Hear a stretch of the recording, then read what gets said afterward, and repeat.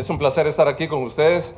Me decían que ustedes son estudiantes de ingeniería y ¿qué otra carrera. Bueno, más que todo ingeniería. No es precisamente mi campo. Mi campo es el de la medicina, investigación biomédica. Pero el tema de hoy era el de hablar sobre la importancia de la publicación científica y cómo eso incide en la excelencia académica. Ustedes ahora son estudiantes, pero creo que tienen que ya empezar a pensar en publicaciones si quieren seguir una carrera académica. Y ahora, hablando de calidad académica, es difícil de medir.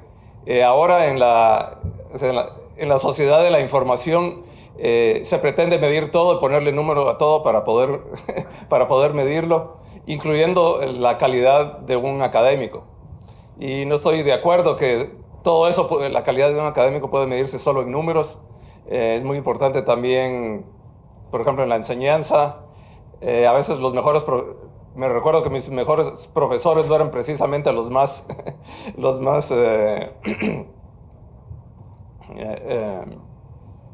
eran precisamente los más sociables o a los que los estudiantes les gustaba más, o los más populares. O sea que hay otras cosas, pero el hecho de publicar en revistas científicas es muy importante. Y vamos a hablar de eso. Es posible, esto es más bien relacionado con mi experiencia en el campo de investigación biomédica, aunque se aplica también a otros campos. Aunque quizás haya un poco de diferencias también con ingeniería, con ciencias sociales, con administración, pero siempre la idea es de que para mejorar la calidad académica de una institución, de un profesional y de una institución, es necesario hacer publicaciones. Aquí fotocopiaron algo de información sobre las publicaciones. Luego vamos a discutir eso más tarde, pero se los entrego desde ahora para que puedan seguir mejor la presentación. ¿Por qué es necesario publicar para un científico, para un académico? Es una vía de comunicación entre científicos. Eso me permite a mí como científico dar a conocer mi trabajo y otros el conocerme a mí. Y así eso se también desarrolla colaboraciones entre científicos y se empieza uno a dar nombre en la comunidad científica. O sea que es una actividad esencial en la vida de un académico. Uno no puede quedarse en su oficina leyendo libros o dando clase y quedarse ahí. Para darse a conocer es necesario publicar. Cualquier trabajo científico, en especial en el área de medicina, no se considera terminado a menos que eso se publique. Puedo tener yo resultados muy interesantes que si no los publico, también se van a quedar ahí, nadie los va a conocer. Básicamente esos datos se van a perder o ese conocimiento se va a perder y no va a contribuir al avance de la ciencia o al avance de esa especialidad. Y hay una proporcionalidad entre la calidad y cantidad de publicaciones científicas y el nivel académico o científico de una institución. Es así como las instituciones que miden, por ejemplo, la calidad y rankean a las distintas universidades se basan mucho en cuántas publicaciones y la calidad de esas publicaciones. Desafortunadamente creo que en Latinoamérica, en comparación al resto del mundo, estamos a un nivel bajo en publicaciones. No solo es eso, también son financiamiento para investigaciones, por ejemplo, pero esto es muy importante. O sea que si queremos mejorar la calidad internacional de nuestras instituciones, tenemos que publicar, o tratar de publicar nuestros trabajos. Bueno, no es solo porque la universidad tenga un mejor ranking, pero ¿cuáles son los beneficios para mí como científico el publicar mi trabajo? Primero, como decía, va a dar un reconocimiento académico a nivel nacional e internacional. Al leer mi trabajo, los científicos van a saber qué estoy haciendo, quién soy, y van a asociar mi nombre o el de mi laboratorio y el de mi universidad con el área en el que yo estoy publicando. Por ejemplo, el área de mi investigación es en inmunología del cáncer, entonces ya me van a asociar con esa disciplina. Me va a dar oportunidad también de participar en congresos, por ejemplo, a veces hay invitaciones basadas en una publicación pasada, y me va a dar también oportunidad de colaboraciones con otros científicos que se van a interesar en mi trabajo. De nuevo, si no publico, nadie se va a enterar, pero es publicando que entonces se comunica uno y de ahí surgen colaboraciones. Y eso es muy importante. Ahora casi la mayoría de informes científicos, manuscritos científicos, tienen 5, 7, a veces hasta más autores. Y todo eso surge de estas colaboraciones. Yo, por ejemplo, mi área es inmunología básica, pero colaboro con médicos, infectólogos, patólogos, hasta psicólogos que están interesados en mi área o tenemos un proyecto en conjunto. Otro beneficio es que cuando yo tengo un proyecto, a veces uno se centra demasiado, pero a la hora de preparar un manuscrito, uno se da cuenta que le hacen falta ciertas cosas, o uno se da cuenta que, bueno, aquí esta área está algo débil, necesito hacer más experimentos en esto, o necesito dirigirla a otro lado. Y es al preparar este manuscrito que uno se va dando más cuenta. O sea que me va a dar la oportunidad de evaluar el estado de mi investigación y tal vez cambiarlo si es necesario. También las publicaciones son muy importantes en la evaluación como profesor o como académico dentro de la universidad. Bueno, para promociones es necesario publicar, por supuesto, y hay evaluaciones periódicas cada 5 años. Entonces, yo siendo un científico en investigación, me van a pedir que yo haya publicado. O sea que son importantes en estas evaluaciones para promociones. También van a ser muy importantes en la evaluación de propuestas de financiamiento y de becas. Si yo pido, por ejemplo, una beca o un financiamiento al NIH, es el Instituto Nacional de la Salud en los Estados Unidos, que da la mayor parte del financiamiento biomédico, se van a fijar qué tanto he publicado. Y si yo no he publicado, es casi seguro que no me lo van a dar. O sea que a mayor actividad de publicación, mejores van a ser mis oportunidades de que a mí me den ese financiamiento. O sea que la gente y las instituciones se van a fijar mucho en eso. Por lo general, para la evaluación le piden a uno un cierto promedio de 3 a 5 publicaciones por año. Hay unas que es un poquito menos, pero por lo menos una por año, si no es que más. Y por lo general lo promedian cada 3 a 5 años. O sea que la universidad espera que yo publique al menos una publicación, pero no van a estar muy contentos si yo publico solo una. Mientras más mejor. Y como decía, el número y la calidad de estas publicaciones van a estar relacionadas directamente con qué reconocimiento académico tenga yo dentro de la universidad y dentro de la comunidad científica. Bueno, dicen ustedes publicaciones, pero habla de la calidad de esas publicaciones. Hay distintos tipos de revistas científicas que están rankeadas con lo que se conoce como un factor de impacto, que es el promedio de número de citas de artículos que han aparecido en esa revista. O sea, si es una publicación de mucha importancia, los otros científicos la van a citar y mientras más citas, mayor va a ser el factor de impacto de esa revista. Esa es para la revista. O sea, es un promedio de todas esas publicaciones que aparecen en esa revista. O sea, a nivel biomédico hay unas revistas muy importantes en todo el mundo. Una es Nature, otra es Science, que son de las más altas, porque van a tener un factor de impacto de 18, 20. Pero publicar en esas revistas es muy, muy difícil, porque son muy estrictos y solo van a aceptar manuscritos que de veras avance en el campo, una disciplina y tenga un efecto para avanzar la ciencia.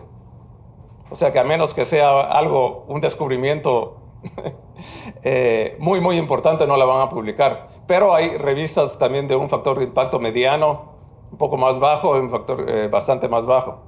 Y por supuesto, mientras más bajo sea, relativamente va a ser más fácil publicar en ellas. Eso no quiere decir que si uno publica un manuscrito en una revista de factor de impacto relativamente bajo, que ese trabajo sea malo. Es simplemente donde se publica. Pero como ya les decía, todo se quiere medir con números. Esto es un esfuerzo por ponerle números a la calidad de esa publicación, que no siempre van uno con otro. Y hay otros, está el SCI, que es el Science Citation Index, que está también en una base de datos, dependiendo del número de citas de las publicaciones, y lo que se conoce como el factor H, que es la proporción del número de publicaciones de un autor que han sido citadas más de 20 veces. O sea, eso está relacionado con qué tan importante fue ese manuscrito. Bueno, entonces, hasta ahorita espero haberlos convencido de la importancia que son las publicaciones científicas en la vida académica. Y tanto para uno como profesor, como para una universidad como institución académica. Voy a hablar ahorita un poco del tipo de publicaciones científicas, porque no todas son iguales. A veces están los abstractos o resúmenes. Estos son cuando presentamos en un congreso, por ejemplo. Ese resumen o ese abstracto se puede publicar. Y hay desde congresos nacionales hasta congresos internacionales. Hay otro tipo que son reportes cortos, cuando solo estoy yo reportando, por ejemplo, una observación, unos resultados relativamente breves. Están los artículos completos, que son la mayoría. Están las revisiones, que eso no estoy yo reportando resultados, sino que estoy haciendo una evaluación. Por ejemplo, si yo voy a escribir, por ejemplo, sobre la inmunología del cáncer. Entonces es una revisión de la literatura para que otros científicos puedan leerlo en varias páginas y se den cuenta del estado de investigación sobre la inmunología del cáncer. Entonces, básicamente una revisión de literatura, no un reporte de resultados. Y bueno, y también hay cartas que se pueden escribir al editor o comentarios sobre otros artículos que han aparecido en esa revista. Y todo este tipo de publicaciones se va a contar. Aunque los más importantes van a ser los artículos completos, que es donde se va a reportar los resultados de una investigación.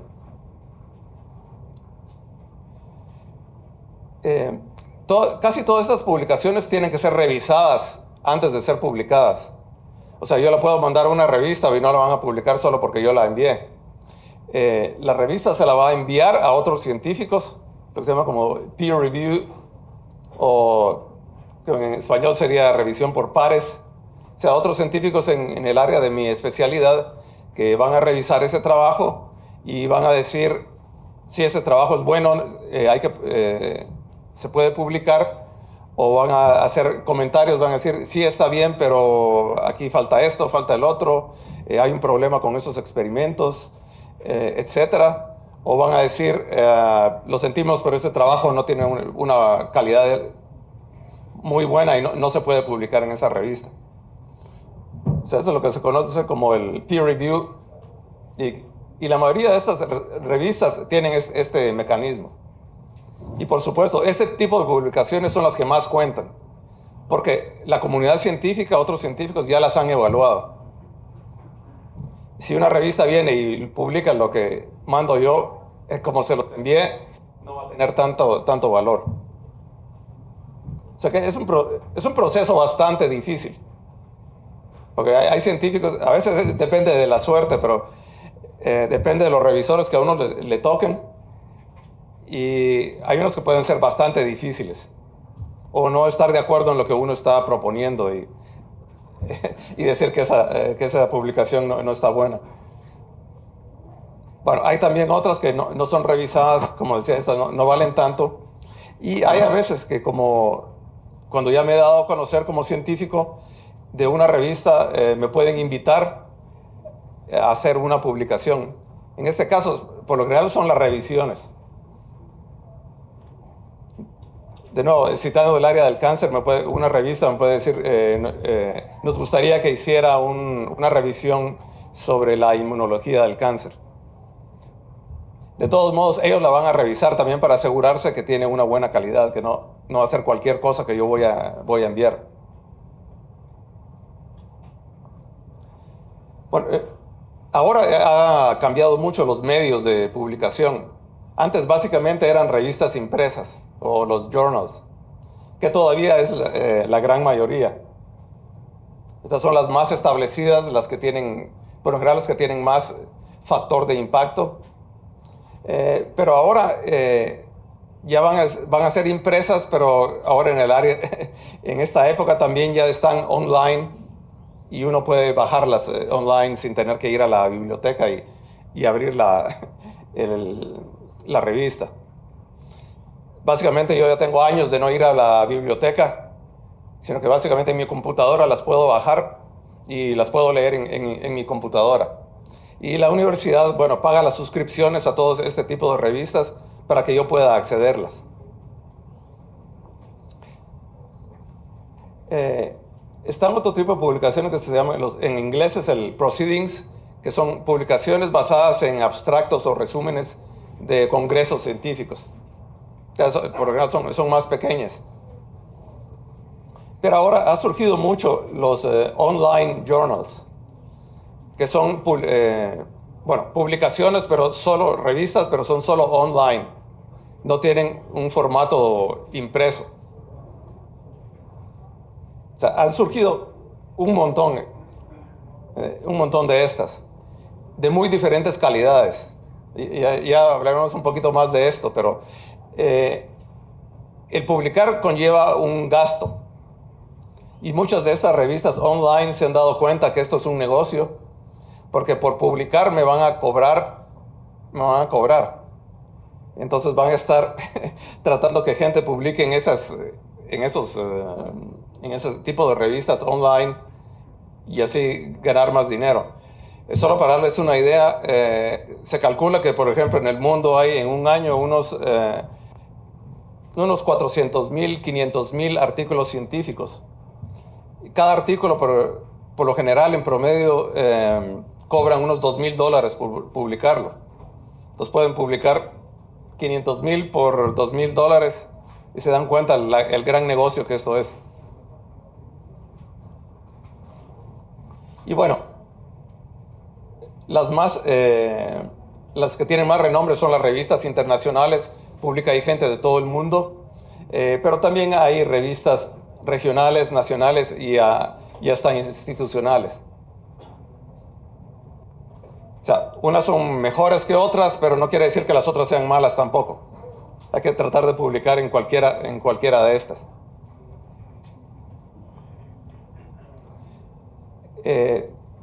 Bueno, ¿cuáles son los elementos esenciales para publicar? ¿Qué es lo que tengo que hacer yo para publicar?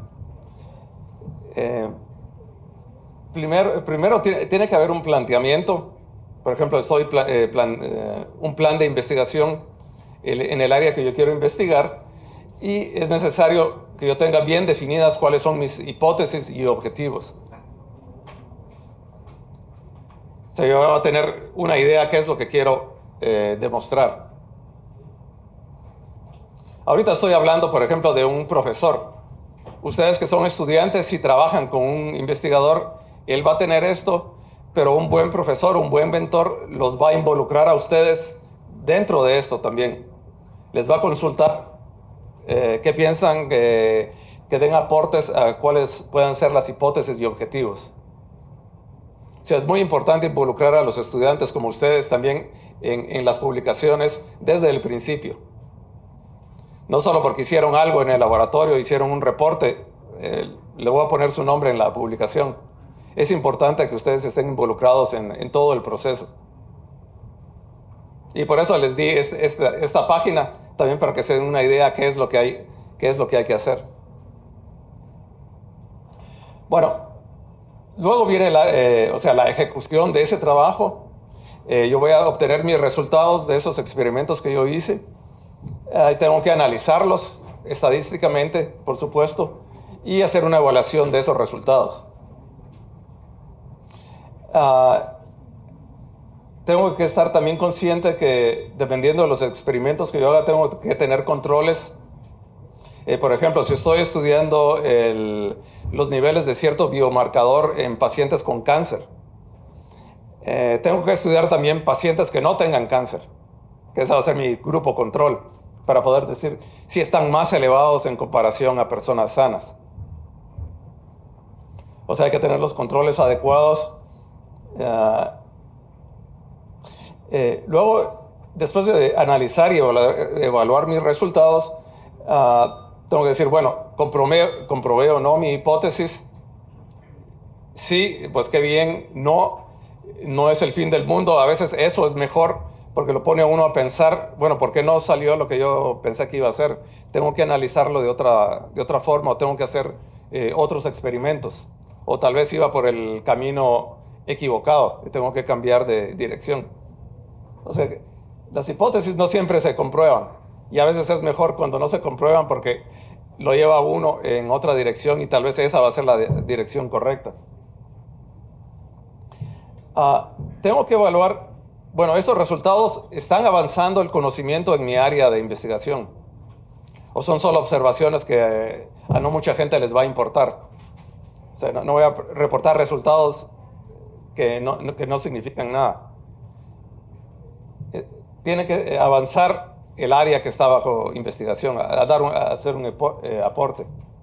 Y tengo que pensar qué es lo más original de esos resultados, para tratar de interesar a la gente que va a leer mi manuscrito, para que estén interesados en ese manuscrito. Bueno, antes de empezar a escribir, entonces tengo que pensar qué es lo que me dicen esos resultados. Bueno, eso dependiendo de la hipótesis que yo hice. Luego, después de evaluar eso, ¿qué me están diciendo esos resultados? Tengo que formular una historia lógica basada en esos resultados. Por ejemplo, les mencionaba esta investigación sobre biomarcadores en pacientes con cáncer. Si yo vi, basado en los resultados, que el grupo de cáncer tiene unos niveles más altos que en personas sin cáncer, personas controles, y que está relacionado, por ejemplo, con el tipo de dieta que tienen, etcétera. Entonces ya puedo yo empezar a formular una historia, es decir, bueno, el consumo quizás de estos alimentos puede conllevar a un cáncer del estómago, y para detectar estos cánceres, este biomarcador parece ser que este biomarcador sirve para detectar a estos pacientes, o es algo positivo. Y bueno, y eso va a resolver el problema científico, es el de detectar a esos pacientes. También son mis resultados novedosos. ¿Alguien ha publicado más eso o no? También eso les va a interesar mucho a la gente que lo lee, que eso sea novedoso. Cuando ya llegué a esto, entonces puedo decir, sí, ya estoy listo para publicar y empezar a hacer mi reporte o mi manuscrito. Y si digo, no, aún falta más, pues entonces tengo que planear más experimentos, analizar más de una manera diferente los resultados. Bueno, ahora esta parte es sobre la preparación del manuscrito, que va aquí lo que les dieron a ustedes en estas páginas. ¿Cómo voy a preparar yo ese manuscrito? O sea, ya volviendo, ya tengo mis resultados, ya los analicé, ya tengo una idea de lo que yo quiero reportar.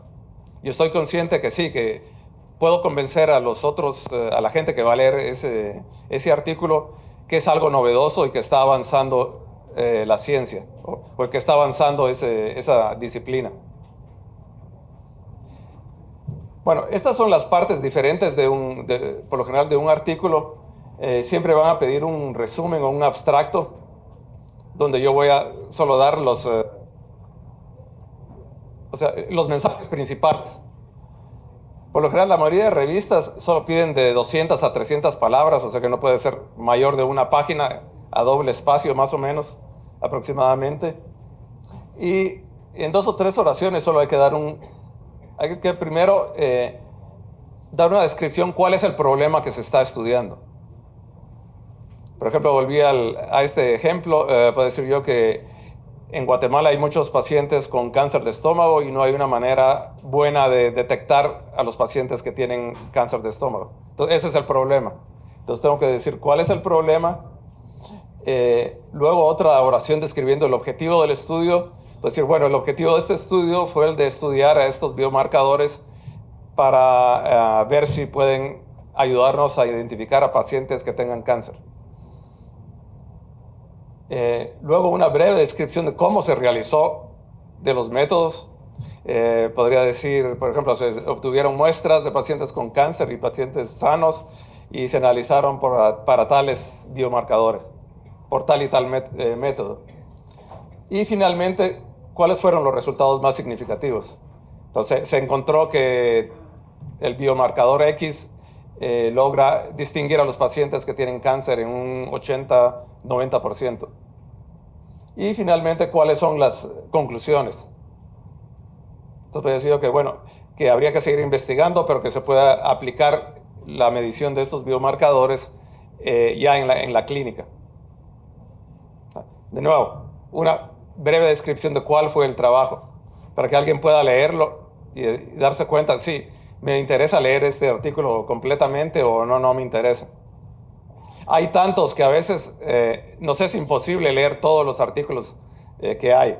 Entonces, el abstracto nos va a dar una idea qué es lo que hay. Eso solo fueron las primeras 200, 300 palabras. Luego ya viene el artículo en sí. Viene una introducción en donde se va a describir el tema de investigación de una manera un poco más completa. Qué importancia, por ejemplo, tiene a nivel de salud pública o a nivel médico, a nivel social, a nivel económico, dependiendo cuál sea la naturaleza de ese artículo. De nuevo, una descripción más completa del problema específico de ese trabajo. ¿Qué problema es el que ustedes están tratando de analizar o de resolver? ¿Qué se sabe hasta ese entonces y qué brechas en el conocimiento de ese problema hay? Bueno, todo esto hay que tener las referencias bibliográficas. Y luego, presentar cuál es el objetivo de ese estudio y dependiendo del autor, a veces se hace una breve descripción cuáles fueron los resultados y conclusiones. Hay otros que no les gusta hacerlo esto en la introducción, sino que lo dejan hasta el final. La extensión de esto, por lo general, no tiene que ser más de 2 páginas a doble espacio. O sea, tampoco puede uno extenderse mucho. Hay unas, 3 tal vez, pero 2 es el promedio. Luego están la descripción de materiales y métodos. Y toda esa información también la tienen ustedes.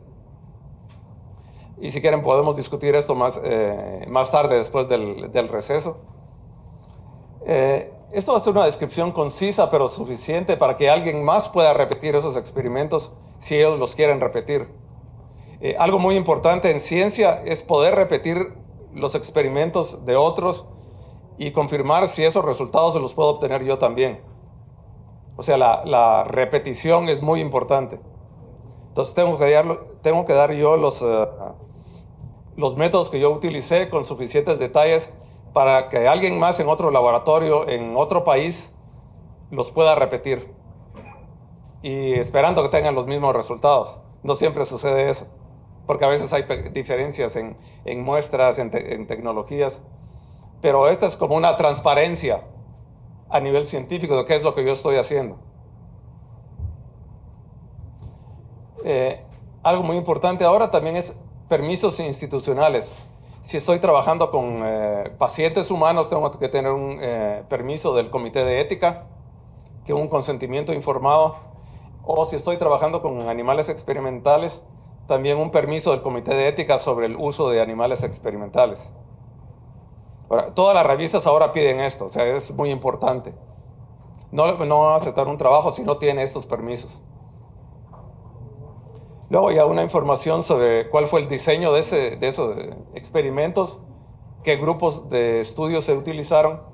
En el caso que les mencionaba, por ejemplo, pacientes con cáncer de tal a tal edad, de ambos sexos, y el grupo control que sea bastante parecido al grupo que se estudió con cáncer, de la misma edad, misma distribución por sexo, etc. En mi caso, si se hicieron experimentos de laboratorio, materiales y o reactivos importantes, hasta dónde los compré, y cuáles fueron los métodos experimentales. También todo esto con referencias. También para que alguien más pueda ir a esa referencia y los pueda repetir. Y finalmente, información sobre los métodos estadísticos que utilicé para analizar mis resultados.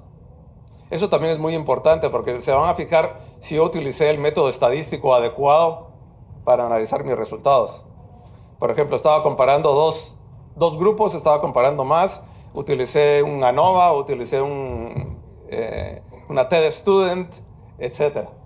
Entonces es muy importante también el aspecto estadístico. Muchas veces esto es algo bastante especializado, entonces es conveniente tener un estadístico en la institución que a uno lo pueda asesorar en ese análisis. Sí. Bueno, luego pasamos a lo que son ya los resultados. Pues, por supuesto que esta es la parte principal. Entonces, hay que dar una descripción objetiva. Tengo que yo describir objetivamente cuáles fueron esos resultados. No porque yo quiero hacer mi manuscrito más importante, voy a ponerlos como que si fueran la gran cosa, cuando a lo mejor no es... Fue una buena observación, pero no es no voy a ganarme un premio Nobel, o sea, no tengo que, diría yo, exagerar mis resultados. O sea, lógica, concisa y refiriéndose ya sea a tablas o gráficas en las cuales voy a presentar mis resultados. Es importante también incluir cuántos sujetos por grupo utilicé, si se hicieron repeticiones de esos experimentos. Hay a veces gente que manda unos resultados y a lo mejor lo hicieron una vez. Es muy importante repetir esos experimentos. Y puedo decir, bueno, esos experimentos se repitieron 5 veces. Y este es el promedio de todos los resultados. Como decía, incluir el análisis estadístico apropiado y si las diferencias fueron estadísticamente significantes. Y de nuevo, limitarse a describir los resultados tal y como son, no exagerar. Por eso va a ser uno de los motivos por los cuales los revisores, por ejemplo, pueden rechazar una publicación. Y finalmente viene la discusión de esos resultados. En la parte de resultados solo los estoy presentando y en la parte de discusión ya interpreto esos resultados y los comparo quizás con otros resultados de otros científicos. Por ejemplo, ¿qué significan? De nuevo, no sobreinterpretar. Puede haber alguna otra interpretación alternativa de la cual estoy yo dando. Es importante también incluirlo ahí. Si los resultados no fueron exactamente como los esperaba, ¿cuáles fueron los motivos probables? Todo esto hay que discutirlo. Y si están de acuerdo con otras publicaciones o no. Si repitieron resultados de otros científicos o no, están en desacuerdo y puedo yo más o menos discutir por qué creo yo que no se repitieron. Finalmente, si hay algunas limitaciones en ese estudio. Por ejemplo, en ese estudio del cáncer puedo decir, bueno, analicé 100 pacientes, pues quizás esa podría ser una cantidad relativamente baja, entonces en mi discusión puedo decir, bueno, eso habría que repetirlo con más pacientes para estar seguro. O sea, esa es la parte ya de las recomendaciones y para futuros estudios. Y finalmente puedo hacer como una recapitulación de cuál es el mensaje principal del estudio.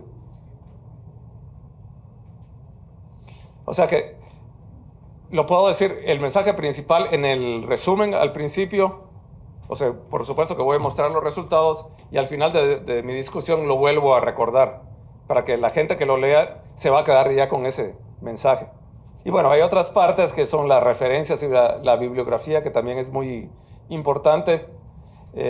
Hay que asegurarse que las referencias que sean correctas, que estén actualizadas. Por ejemplo, no voy a tratar yo un artículo con referencias de hace 20 años, lo más nuevas posibles.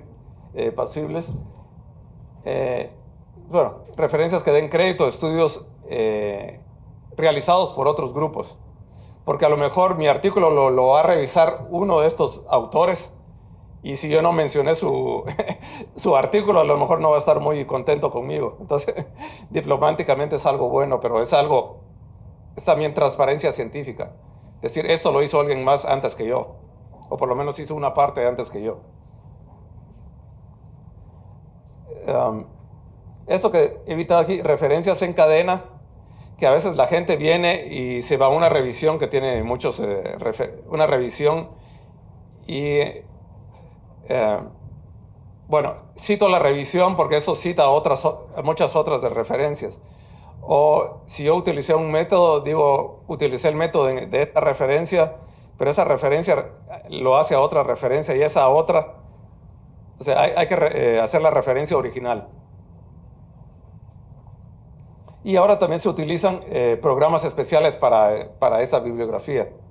Por ejemplo, se llama Reference Manager, que me permite tener una base de datos con un número para cada referencia. Y luego cuando yo escribo mi artículo solo puedo poner ese número y a la hora de ya tener el artículo final ya me saca automáticamente todas las referencias. Y tenemos unos cuantos minutos. Están tablas y gráficas, también tienen que ser simples, lo más simples posible. Evitar la repetición de resultados o datos superfluos. De nuevo, incluir estadísticas con barras de error, por ejemplo, significancia. Hay que poner atención al tamaño de letras y símbolos. Es muy común a veces que la gente manda gráficas y los símbolos son demasiado pequeños. Yo ya a mi edad creo que ya necesito lentes para leer esto, pero a veces aún así es bastante difícil si están muy pequeñitos. Y que las leyendas de estas gráficas sean fáciles de entender y tengan la información necesaria para que alguien pueda ver esa gráfica y saber qué fue lo que se hizo.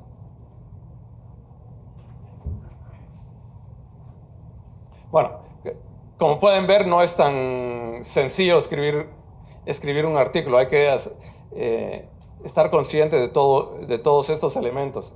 Pero por eso también los tienen ustedes aquí en esas hojas que les dieron. Bueno, otras consideraciones importantes son quiénes van a ser los autores.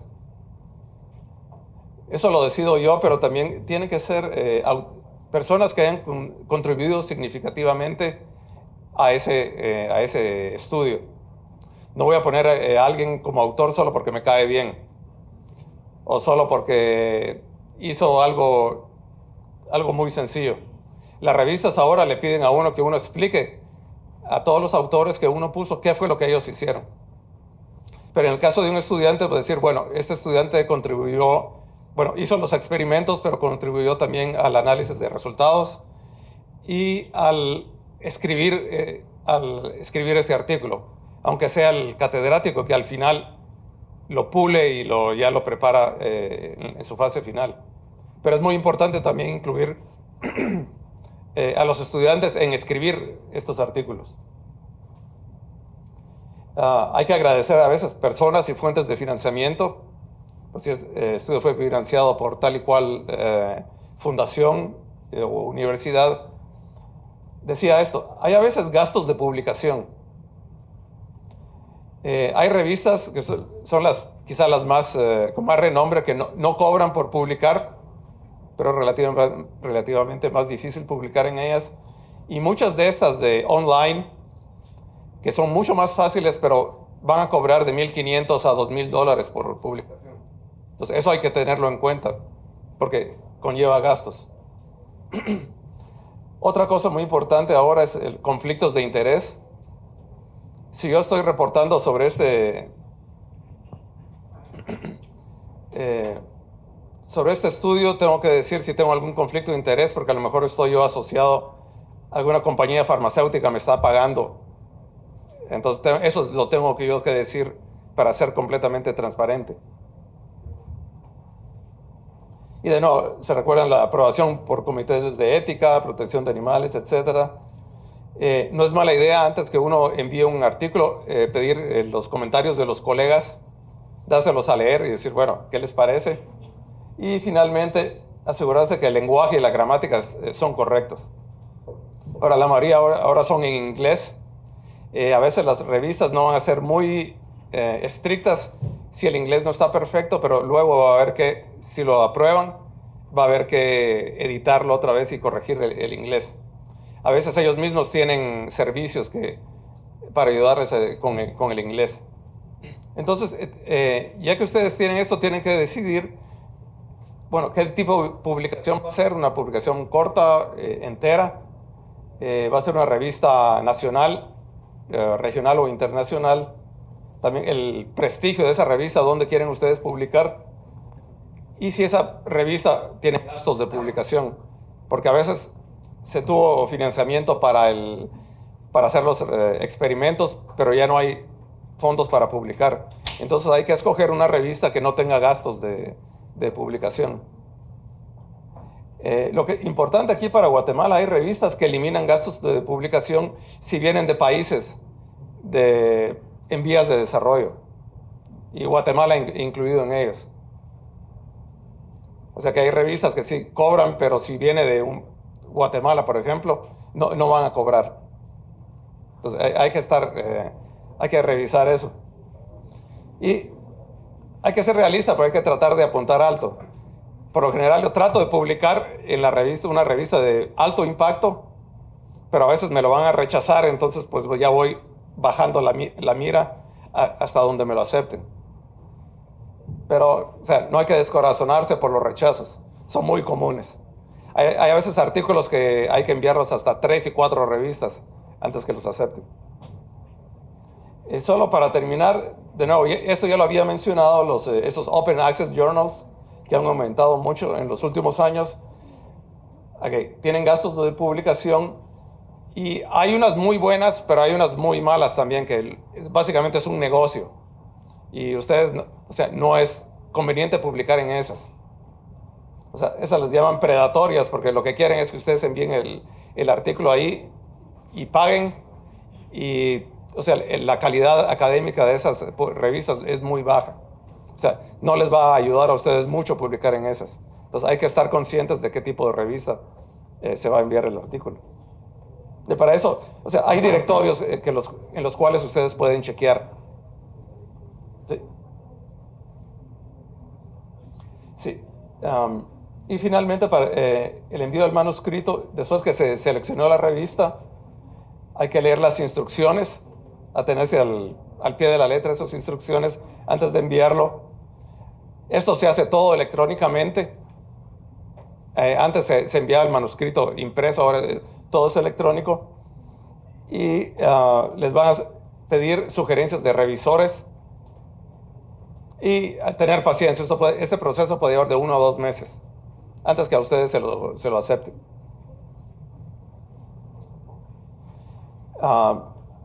Luego va a ser ese proceso de revisión en el cual esos revisores van a revisar el artículo, van a enviar recomendaciones y comentarios, y pueden ser aceptar con cambios menores, aceptar pendiente de cambios mayores si ellos quieren otros experimentos, por ejemplo, o rechazo. Son esas posibilidades. Si a uno se lo revisaron y pidieron cambios, pues hay que hacer esos cambios. Y todo ese proceso puede llevar hasta varios meses para que ese artículo sea publicado. Hay que tomar en cuenta, o sea, cuando uno le mandan esas recomendaciones, tomándose en serio, y hay que escribir una carta diciendo cuáles fueron las modificaciones que uno hizo perdón, a ese artículo. Aún a veces, si uno no está de acuerdo con esas recomendaciones, hay que ser diplomático y hacerlas, o por lo menos explicar por qué no las hizo uno. Entonces, para finalizar, recomendaciones. Hay que promover publicaciones a todo nivel, o sea, incluyendo a los estudiantes, y creo que es un buen ejercicio de capacidad de lenguaje, de análisis, de bibliografía, de estadística durante su carrera. O sea, es un ejercicio excelente. O sea, por supuesto, para profesionales, parte del ejercicio profesional, y para las instituciones que también se van a beneficiar de estas publicaciones. Hay ciertas instituciones que incentivan a los profesores el publicar. O sea que si publican más de tantos artículos al año, les dan un aumento de sueldo, por ejemplo. Creo que la UNAM hacen esto. Y creo que esta es la última, sí. Bueno, muchas gracias. Ya sé que acaba las 10. Voy a decirles un poco qué es lo que se fijan los revisores, porque también es importante a la hora de uno escribir tener en cuenta eso. Y sí, yo estoy involucrado como revisor en varias revistas, también como editor asociado en varias revistas, entonces me llegan bastante seguido artículos para revisar.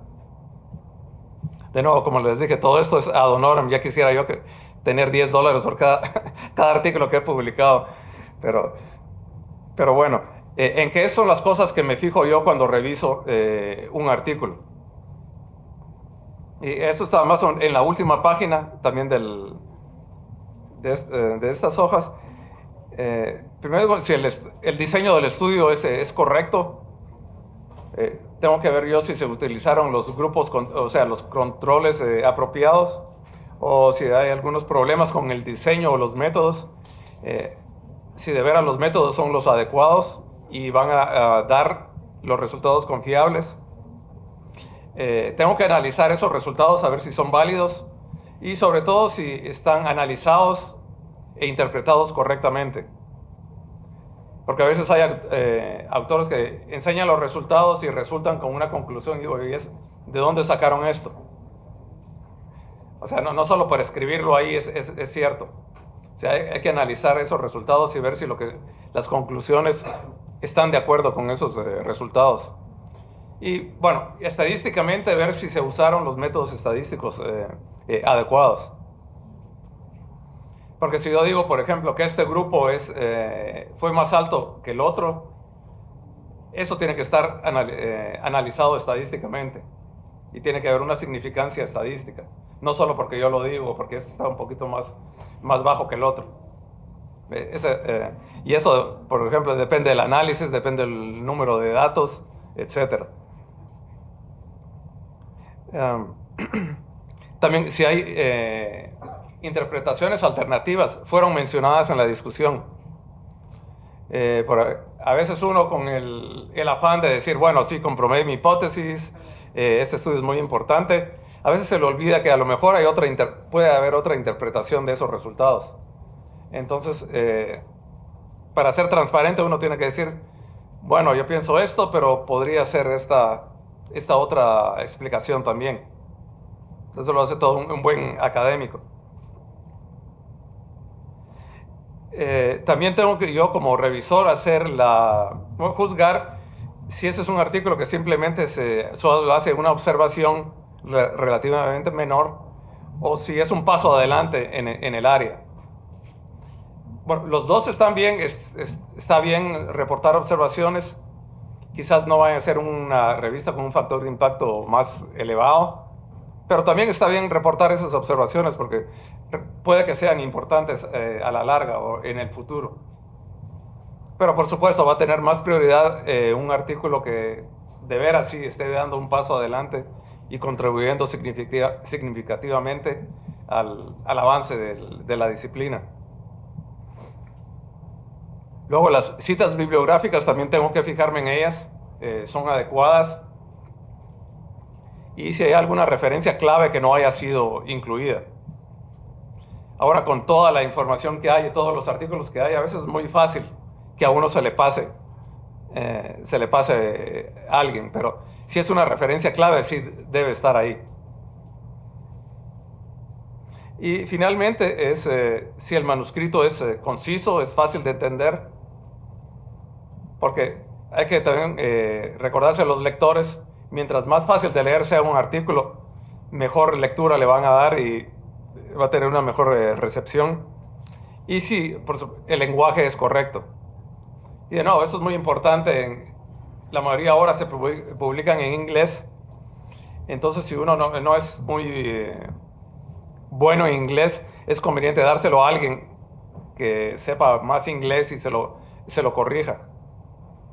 Porque a veces solo con el hecho de que por ejemplo, lleva mal inglés, ya los revisores ya van a tener una mala impresión de ese artículo. O sea que todo eso es muy importante.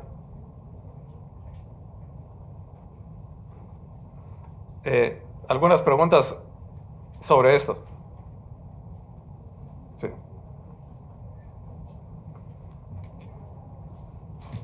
Bueno, entonces, básicamente esto es lo que les había presentado ahora.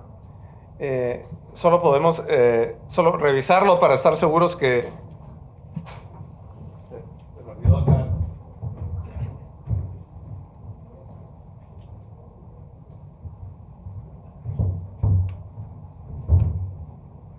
Sí, bueno, es cierto que ahorita están en segundo año. ¿Algunos de ustedes piensan luego hacer un máster o doctorado? ¿Están pensando en esa posibilidad? Sí. Sí, más que todo, si están pensando en eso, van a tener mejores oportunidades de que los acepten en algún programa si ustedes ya tienen alguna investigación o alguna publicación, o por lo menos presentaciones en congresos. O sea que sí, empiezan a pensar en esto desde ahora. Y no es que ustedes vayan a escribir un artículo ahorita de este año, pero ya van a tener una mejor idea de lo que está involucrado. Bueno, pasar acá.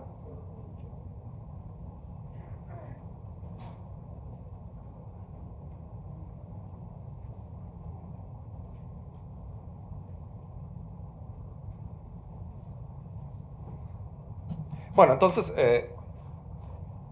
esto es básicamente lo que tienen ustedes. Tenemos solo para recapitular el resumen o el abstracto tiene que ser, o sea, digamos, una foto, una pequeña reseña de lo que es el artículo. Que alguien que pueda leerlo se dé cuenta, o sea, sepa de qué se trata ese artículo y cuáles fueron las conclusiones principales.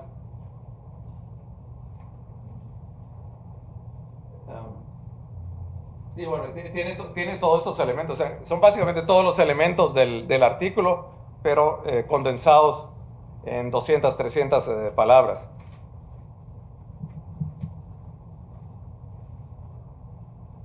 Es muy importante. Yo la mayoría de artículos de revistas que leo, o sea, por lo general solo leo el resumen primero. Si me interesa, entonces ya las leo. Otra cosa muy importante que no mencioné aquí es el título del artículo. Tiene que ser un título que resulte llamativo, o sexy, dirían unos. O sea, que alguien lo lea y le interese qué dice es solo por el título. Si es un título aburrido, pues lo van a pasar eh, y no lo van a leer. Pero luego, si a uno le llama la atención el título, ya al leer el abstracto, entonces dice, bueno, sí, esto me interesa leerlo. Entonces, ustedes básicamente están anunciando su artículo, haciéndolo más interesante. ¿Algún comentario sobre la preparación del abstracto? ¿Resúmenes? Sí. Tal vez un comentario, tal vez agregar ahí las palabras claves, que a veces uno pone Sí. 3 o 4 palabras claves que al final después sirven para, para que los buscadores lo ayuden Sí. a uno a encontrar después el artículo. Sí, correcto. Sí, esto fue algo que no incluí aquí, pero sí. Muchas revistas piden las palabras claves. Y también es importante poner ahí las palabras claves que permitan identificar ese artículo con los buscadores. Entonces también es importante pensar qué palabras claves va a poner uno en el artículo. A ver. Perdón. Bueno, la introducción, y bueno, yo me imagino que ustedes habrán ya hecho algunos reportes y siempre hay una introducción, pero en la introducción lo que ustedes quieren es describir cuál es el problema. ¿Por qué estoy estudiando yo ese problema? ¿Por qué es importante? Es más o menos como justificar justificar su proyecto de investigación. Por supuesto que va a ir relacionado a resolver un problema. Entonces tienen ustedes que ¿me escuchan? Tienen ustedes que definir ese problema y por qué es importante. Y bueno, también es muy importante entonces definir el objetivo del estudio. Ya me definí yo el problema, cuál es el objetivo de ese estudio y de ese reporte. También son cosas muy importantes. Y aquí también las referencias van a ser claves aquí. Pues los revisores entonces van a ver que ustedes sí de veras leyeron la literatura y están enterados del problema. Por si hay algún comentario en todos estos, por favor.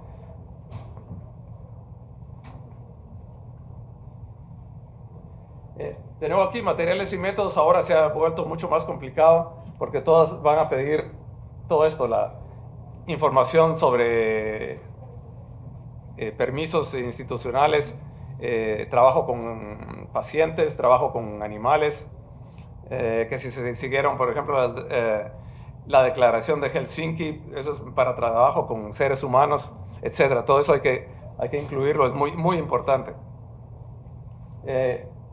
Antes de empezar cualquier proyecto de investigación que involucre a humanos e involucre a animales, hay que primero tener aprobación de la universidad y de esos comités.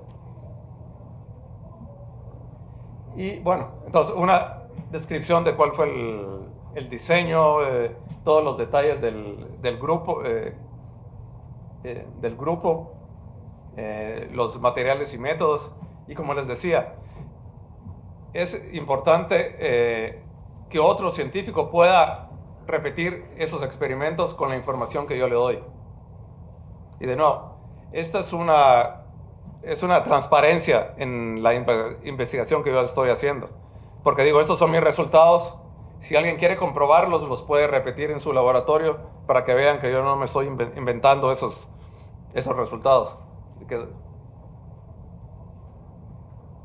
A veces esto es un poco difícil porque a veces cambian, aunque uno utilice el mismo método. Cuando hice mi investigación bueno, estuve en Dallas, a veces en el verano hacía mucho calor y eso como que afectaba a los animales. Y a veces los resultados salían diferentes si uno los hacía en verano o los hacía en el invierno, siguiendo los mismos métodos. O sea que no siempre esto van a obtener los mismos resultados, pero es importante ser transparente y decir, así fue como lo hice y esos fueron los métodos.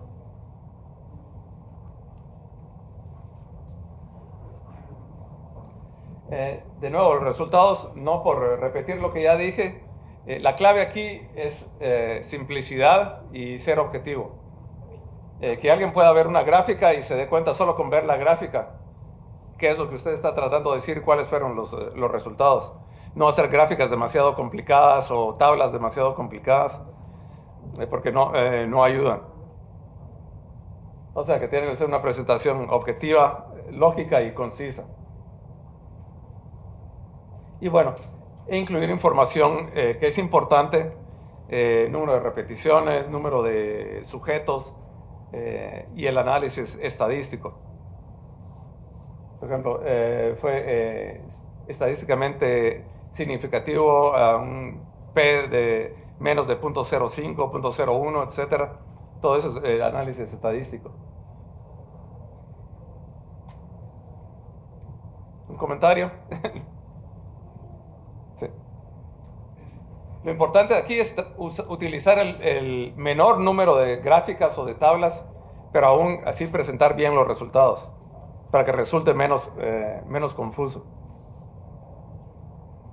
La discusión quizás sea lo más, para mí es un poco lo más difícil de escribir, porque hay que ver los resultados, interpretarlos, compararlos con resultados de otros investigadores y discutir por qué si fueron iguales, mencionarlo, si hubieron discrepancias, por qué. Y también interpretarlos, qué es lo que dicen, qué es lo que sugieren. Y muchas veces hay interpretaciones alternativas. Entonces también hay que discutir todo eso.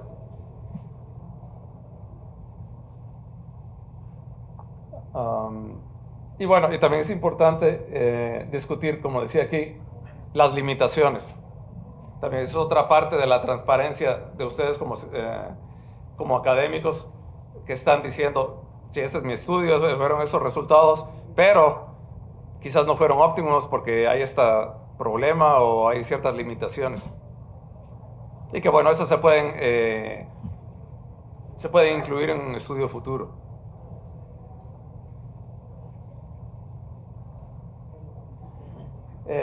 Bueno, referencias, estas tienen que ser las adecuadas. También recomendable utilizar ya programas especiales para manejar toda la bibliografía. Y como les decía, tablas y gráficas que sean simples y que no sean repetitivas. Y toda esa atención al tamaño de las letras, símbolos, ya son detalles, pero que siempre son importantes.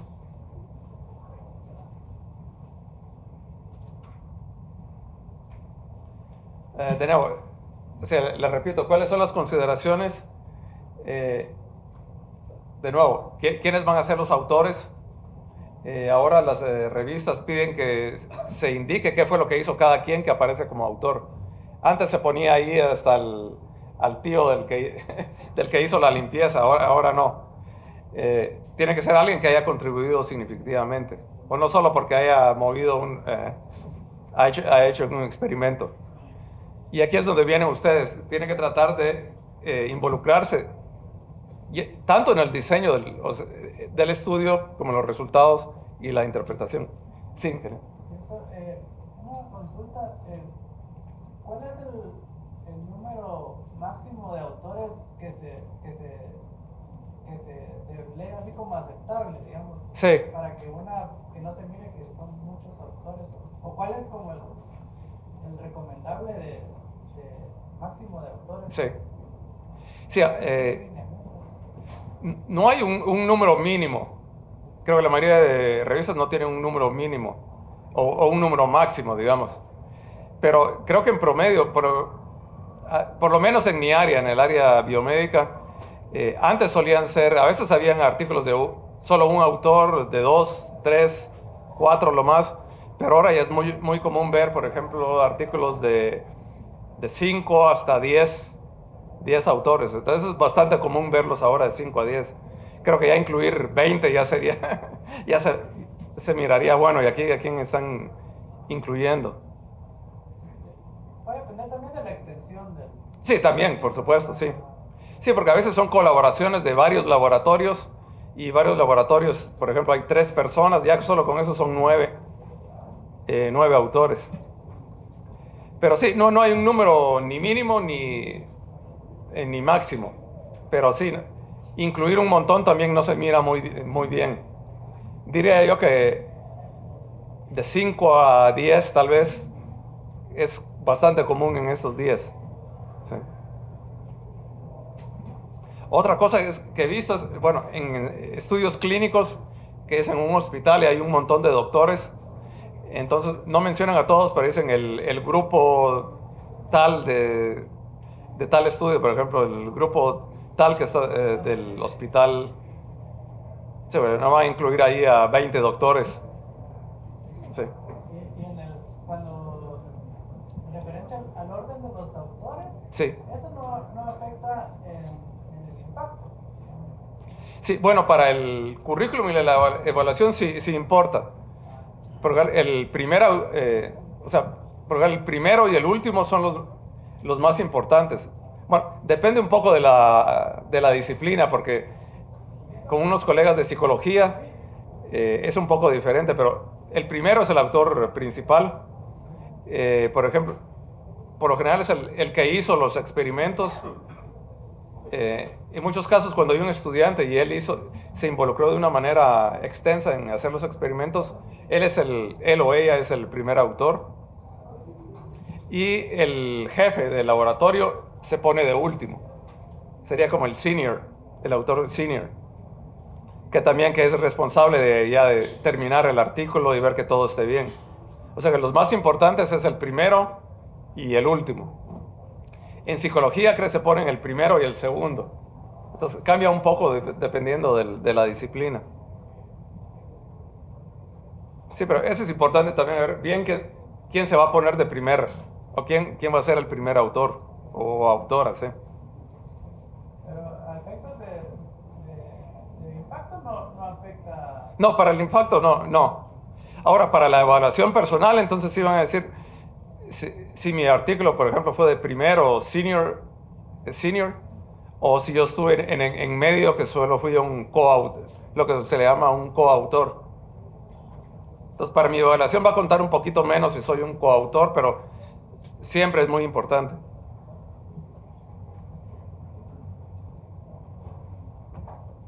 Sí, gracias por él. Sí. Bueno, de nuevo, los gastos de publicación son importantes. Si uno no tiene dinero, hay que tratar de buscar una revista que no tenga gastos de publicación.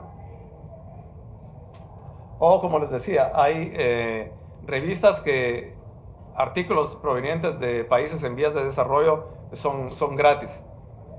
O sea, les dan es un waiver y los dejan publicar gratis. Pero no todas. Entonces hay que saber a dónde se está enviando el artículo. Y de nuevo, es muy importante pedir los comentarios a otros colegas, porque a veces otros pueden ver errores que uno no ve por estar. A veces que uno ya está escribiendo ese artículo como 10 o 15 veces y ya no se da cuenta de varias cosas que una persona con una mente, unos ojos frescos, lo pueden ver. ¿Cómo? Sí.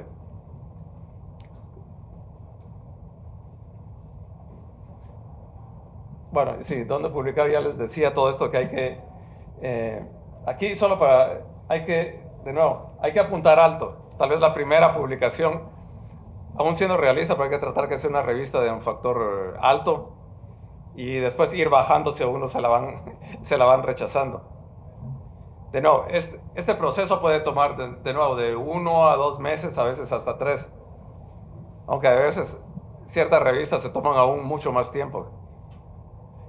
Lo malo es cuando después de 3 meses le dicen a uno, bueno, su artículo fue rechazado.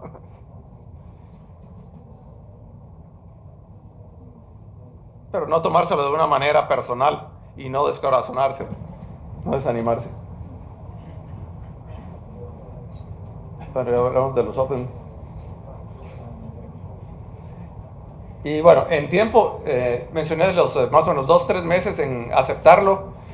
Luego la revista va a ser publicada online, por lo general. Se van a tardar por lo general no mucho tiempo, más o menos 1 mes, 2 meses para que ese artículo aparezca online, pero se va a tardar a veces mucho más para que aparezca impreso si es una revista con una edición impresa. A veces hasta 6 meses, 1 año, y a veces hasta más. O sea que se dan cuenta, si yo estoy enviando un artículo hoy, no voy a saber si me lo aceptaron en 2-3 meses, y a lo mejor no va a aparecer en esa revista, sino que hasta en 1 año. O sea que es un proceso bastante largo. O sea que paciencia. Y creo que estamos aquí, tenemos solo las últimas observaciones. ¿Alguna otra pregunta antes? Como les decía, está en su hoja, también estén conscientes de qué es lo que ven los revisores y ver eso en su artículo antes de enviarlo. Y de nuevo todo esto. Y luego si el artículo lo aceptaron pero con revisiones, tratar de hacer esas revisiones y tomárselas en serio. He visto varios casos de autores que se enojan a veces con algunos de los comentarios y mandan una carta diciendo algo confrontativa, y eso no ayuda para nada. Entonces hay que ser diplomático, decir, sí, muchas gracias, les agradecemos a los revisores y aquí está nuestra respuesta y hicimos esto para tratar de enmendar lo que ellos dijeron. Entonces, es un ejercicio en diplomacia también.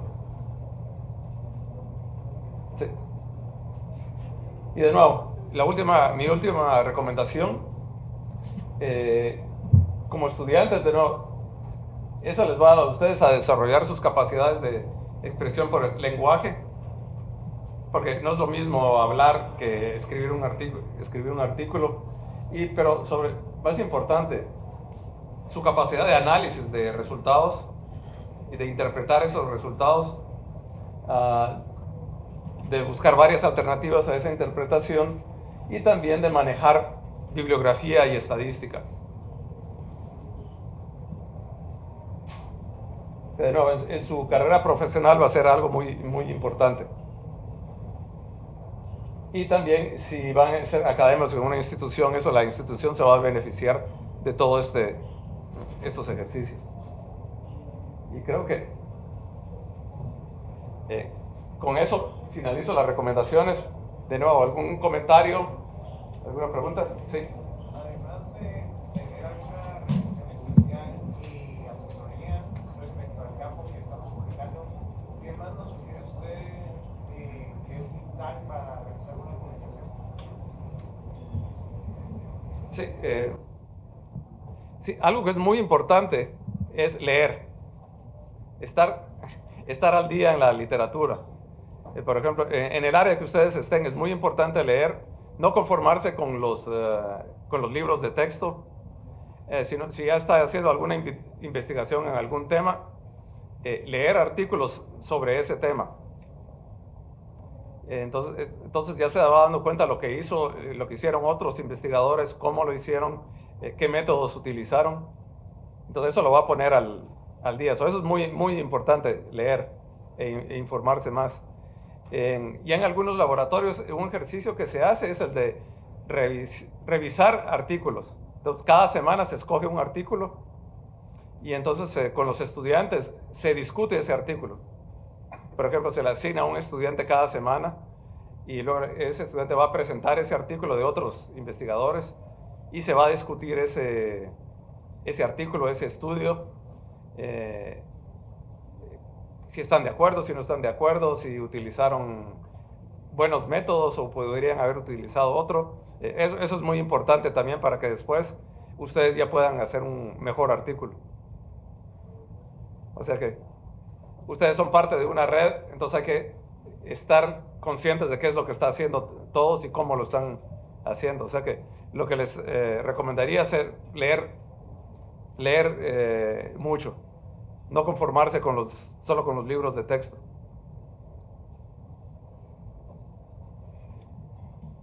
¿Otra? Sí. ¿Alguna para complementar? Sí. El tema que uno quiere investigar o el tema que a uno le llama la atención, como identificar quiénes son los que más están publicando acerca de eso y seguirlos o leer más sobre sus publicaciones, Sí. ¿verdad?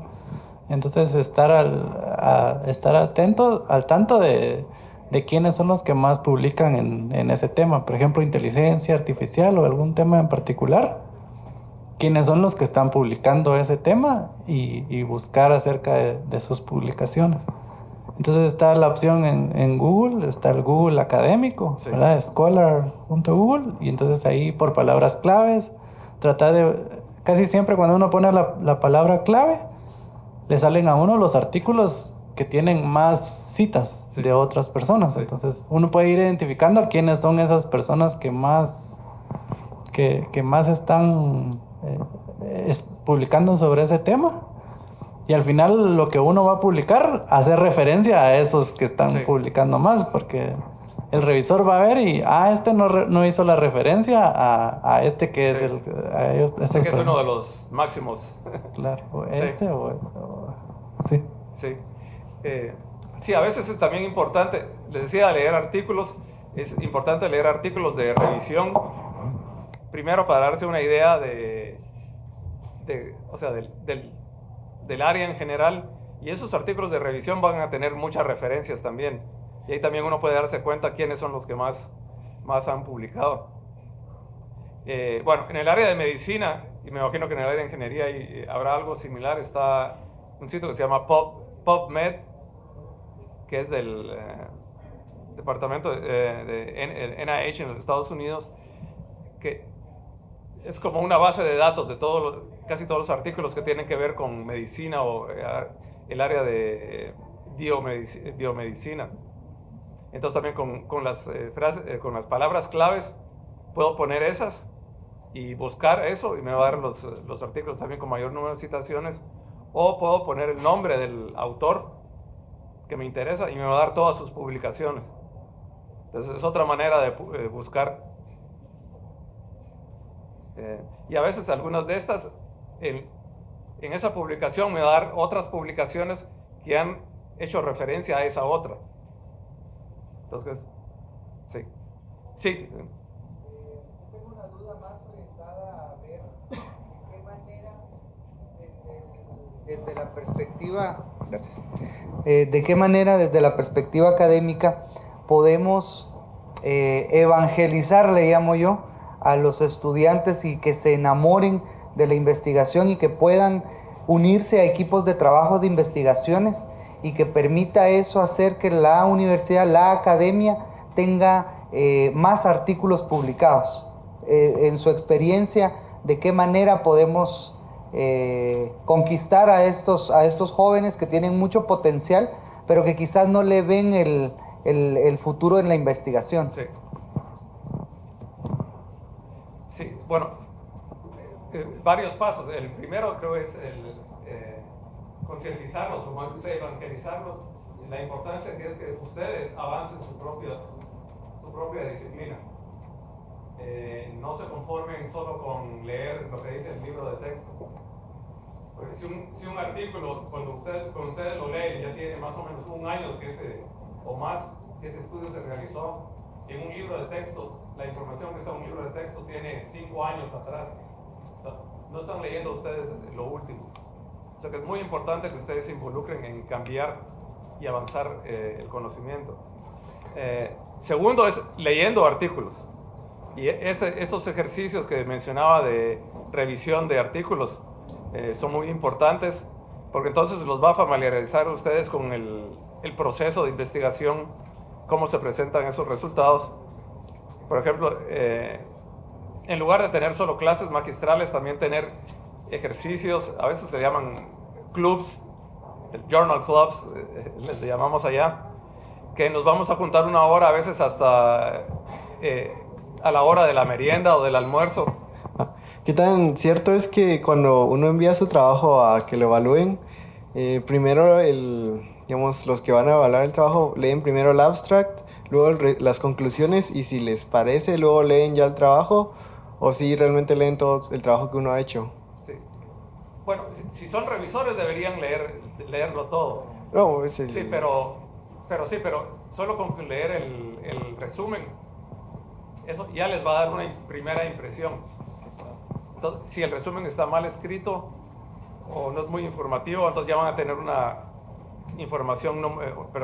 una impresión no muy buena, y entonces ya van a ver el artículo ya con un cierto recelo, digamos. Pero sí, es muy importante el resumen y las conclusiones. Sí. Bueno.